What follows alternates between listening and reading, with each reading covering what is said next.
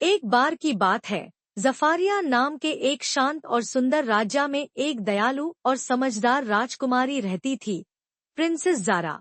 उसका ताज सिर्फ सोना और हीरे का बना हुआ नहीं था, बल्कि उसमें एक पुरानी रानियों की शक्ति थी, जो सिर्फ एक साची और नेक दिल रखने वाली राजकुमारी में जगती थी। फेस्टिवल ऑफ स्टार्स के दिन, जब पूरे राज्य में उजाले और रंग बिरंगी रोशनियों का उत्सव मनाया जा रहा था, ज़ारा ने अपना ताज पहनाने के लिए अलमारी खोली, लेकिन ताज गायब था। महल में हलचल मच गई। सिपाही, नौकर और पुरोहित सब ताज ढूंढने लगे, लेकिन कहीं नहीं मिला। रानी माँ ने ज़ारा से कहा, बेटा, हो सकता है ताज किसी जरूरी सफर पर तुम्हें बुला रहा हो। रात को जब सब सो रहे थे, ज़ारा अपने कमरे के बालकन पर आई, तो अचानक एक सुनहरी तितली उसके सामने चमक गई। ज़ारा, तितली बोली, तुम्हारा ताज छुप गया है, लेकिन अगर तुम सच में उसकी लायक हो, तो तुम्हें छुपी हुई रानियों की दुनिया तक जाना होगा।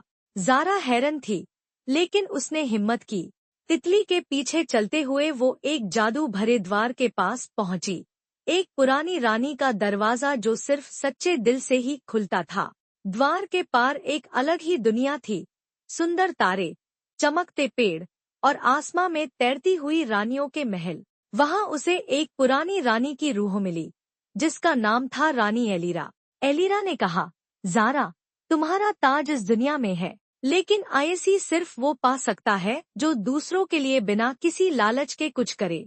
फिर ज़ारा को एक परीक्षा दी गई। उससे 3 मुश्किल कामों को पूरा करना था।